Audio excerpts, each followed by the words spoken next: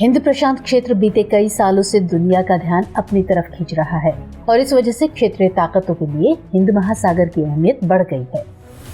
यहाँ भारत और चीन अपने अपने तरीके से अपना दबदबा जमाने की होड़ में लगे हुए हैं और इसके चलते यहाँ आए दिन शह मात का खेल चलता रहता है। ऐसी स्थिति में यहाँ मौजूद द्वीपीय देशों की भूमिका अहम हो जाती है। इन देशों में एक नाम मालदीव का भी आता है। ऐतिहासिक रिश्ते और भौगोलिक निकटता के चलते देश लंबे वक्त से भारत के प्रभाव में रहा है। दोनों के रिश्ते कुछ अपवादों के साथ शुरू से ही दोस्ताना रहे हैं और माना जाता है कि मालदीव में नेतृत्व भले ही कुछ हद तक बदल सकता है, लेकिन इससे बुनियादी बातों में बदलाव की संभावना कम ही होती है। यही वजह है कि मालदीव के दूसरे राष्ट्रपति मौमून अब्दुल गयूम के कार्यकाल से लेकर आज तक कुछ बाधाओं के बावजूद दोनों के संबंध घनिष्ठ और मैत्रीपूर्ण रहे हैं। मगर अब अंतर्राष्ट्रीय सियासी गलियारों में दोनों देशों के रिश्तों के बिगड़ने की सुगबुगाहट होने लगी है। दरअसल हाल ही में मोहम्मद मोइज़ू मालदीव के नए राष्ट्रपति चुने गए हैं और उन्होंने अपने चुनावी अभियान में भारत विरोधी मुद्दों का सहारा लिया था। साथ ही उनके गठबंधन ने इंडिया आउट का कैंपेन भी चलाया था। इसके अलावा मोइज़ू के चीन से नजदीकी संबंध रहे हैं और यही वजह है कि इनकी छवि व्यापक रूप से मालदीव में चीन के हितों के प्रति सहानुभूति रखने वाले और भारत विरोध वाली रही है। राष्ट्रपति बनने के बाद इन्होंने अपनी इस छवि पर एक फैसले के जरिए मुहर भी लगा दी है। दरअसल मोइज़ू ने मालदीव से भारतीय सैनिकों को बाहर करने का फैसला लिया है। हालांकि उनकी ये छवि उनके तुर्की जाने के फैसले से और मजबूत हुई है। ऐसा इसलिए क्योंकि इससे पहले मालदीव के नए राष्ट्रपति शपथ लेने के बाद सबसे पहले भारत का दौरा करते थे। अब आप लोग सोच रहे होंगे कि जब ये चीन समर्थक हैं तो इन्होंने अपने पहले दौरे के लिए तुर्की को क्यों चुना? आखिर इसके क्या मायने हैं? क्या वो मालदीव को भारत की बजाय अरब देशों के करीब ले जाना चाहते हैं? क्या वाकई राष्ट्रपति मोइज़ू भारत को मालदीव से आउट कर देंगे? तो इन सभी सवालों पर एक एक करके हम बात करेंगे। तो अतीत में भारत और मालदीव के बीच बेहद मजबूत द्विपक्षीय सहयोग रहा है। ये सहयोग रक्षा और सामाजिक तथा आर्थिक क्षेत्र में बखूबी नजर आता है। इसे हम इसी से समझ सकते हैं कि मालदीव को भारत अरबों डॉलर का कर्ज दे चुका है। साथ ही मालदीव की आधारभूत संरचना के विकास में भी भारत की अहम भूमिका है। मालदीव में ऋण और अनुदान दोनों के मामले में भारत के करीब 2.2 बिलियन अमेरिकी डॉलर की वित्तीय भागीदारी है। वहीं मालदीव को पर्यटन से होने वाली कमाई के मामले में भारत तीसरा सबसे बड़ा स्रोत है। इसके अलावा वो खाद्य और तेल आयात के लिए भी भारत पर बहुत ज्यादा निर्भर है। लेकिन अब राष्ट्रपति मोइज़ू भारत पर अपनी निर्भरता कम करना चाहते हैं। इसमें जानकारों की माने तो मालदीव की नई सरकार ऋणों का पुनर्गठन करना चाहती है। यही वजह है कि राष्ट्रपति मोइज़ू ने अपने पहले विदेश दौरे के तौर पर तुर्की का रुख किया है। अब यहाँ गौर करने वाली बात है कि मोहम्मद मोइज़ू ने राष्ट्रपति पद की शपथ लेने से पहले संयुक्त अरब अमीरात का दौरा किया था और इस दौरान उन्हें भरोसा दिया गया था कि अबू धाबी फंड के तहत मालदीव को माले एयरपोर्ट परियोजना के लिए 8 करोड़ डॉलर दिए जाएंगे और इसी कवायद में वो अब तुर्की गए थे। लेकिन अब सवाल है कि उन्होंने अपने दौरे के लिए तुर्की को ही क्यों चुना?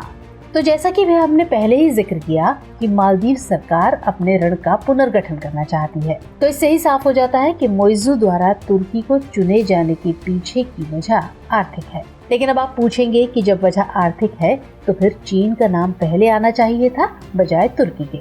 तो ये बात सही है कि आर्थिक मदद के मामले में इस इलाके में चीन का नाम सबसे आगे आता है। लेकिन मोइज़ू नहीं चाहते कि वो चीन के करीब नजर आए। दरअसल वो खुद को भारत और चीन दोनों में से किसी का समर्थक नहीं दिखाना चाहते हैं। दोनों देशों के मामले में वो दुनिया के सामने मालदीव की छवि तटस्थ दिखाना चाहते हैं। उन्होंने राष्ट्रपति बनने के बाद अपने पहले इंटरव्यू में कहा भी था कि वो चीन या भारत समर्थक नहीं बल्कि मालदीव समर्थक हैं। इसलिए वो स्वयं को गुटनिरपेक्ष दिखाने पर ज्यादा बल दे रहे हैं। यही कारण है कि अभी तक उन्होंने सिंगापुर, यूएई और तुर्की का दौरा किया, लेकिन भारत या चीन दौरे पर नहीं गए। उनके तुर्की और यूएई के दौरे को कुछ जानकार वैचारिक संबंधों की मजबूती भी मान रहे हैं। अब चूंकि मालदीव की जहां लगभग 98% आबादी सुन्नी मुस्लिम है, वहीं अगर किसी को मालदीव की नागरिकता चाहिए तो उसके लिए उसका मुस्लिम होना जरूरी है। जबकि जहां तुर्की स्वयं को मुस्लिम देश के मुखिया के तौर पर पेश करता है, तो यूएई को छोटे मुस्लिम देश आर्थिक रूप से अपने बड़े सहयोगी के रूप में देखते हैं। साथ ही मालदीव की जनता में भी ये भावना गहरी है कि खाड़ी देश उनके पक्के सहयोगी हैं। यानी मालदीव के लिए वैचारिक तौर पर इन देशों का साथ जरूरी है। यही कारण है कि मालदीव के संबंध खाड़ी देशों के साथ पहले भी अच्छे रहे हैं, लेकिन इतना जरूर है कि संबंधों के मामले में मालदीव के लिए पहला नाम हमेशा भारत और चीन का ही आता था, जिसे मोइज़ू ने बदलने की कोशिश की है। हालांकि मालदीव के इन देशों के करीब जाने का एक बड़ा कारण ये भी है कि वर्ष 2004 में मालदीव में जो सुनामी आई थी, उसके बाद से सऊदी अरब और यूएई ने मालदीव पुनर्निर्माण में बहुत खर्च किया है। और ऐसे समय में जब मालदीव की अर्थव्यवस्था बुरे दौर से गुजर रही है, तो जिस भी देश से मालदीव को आर्थिक मदद की उम्मीद नजर आ रही है, राष्ट्रपति मोइज़ू वहां का दौरा कर रहे हैं। इसलिए उन्होंने दूसरे देशों के साथ अपने संबंधों की मजबूती पर बल दिया है। लेकिन इन दूसरे देशों के साथ मजबूत होते रिश्तों को और अब तक के उनके फैसलों को भारत विरोधी ही माना जा रहा है। अब ऐसे में आप सोच रहे होंगे कि क्या मालदीव सही में भारत से दूर जा पाएगा? तो इसका जवाब है नहीं। असल में मालदीव के लिए भारत से दूर जाना आसान नहीं है, क्योंकि सबसे पहले तो ये कि उसकी भू राजनीतिक स्थिति ऐसी है कि मालदीव भारत के खिलाफ नहीं जा सकता। भारत उसका सबसे करीबी पड़ोसी है, तो वहीं उसका सर्वाधिक व्यापार भारत से या भारत के रास्ते ही होता है। तो ऐसे में भारत से अपने रिश्ते खराब कर वो ना तो अपने विकास कार्य को प्राथमिकता दे सकता है और न ही आर्थिक स्थिति में सुधार कर सकता है। मालदीव को इस समय अपने कर्ज का पुनर्गठन करना है, क्योंकि उस पर भारी कर्ज है।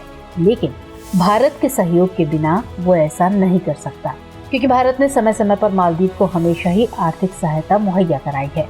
अभी भारत ने माले एयरपोर्ट के विस्तार के लिए भी $13.4 करोड़ का अतिरिक्त कर्ज देने की घोषणा की है। भारत से मालदीव दूर इसलिए भी नहीं जा सकता क्योंकि मालदीव में न ही कोई खनिज संसाधन है और न ही बड़े स्तर पर उद्योग हैं।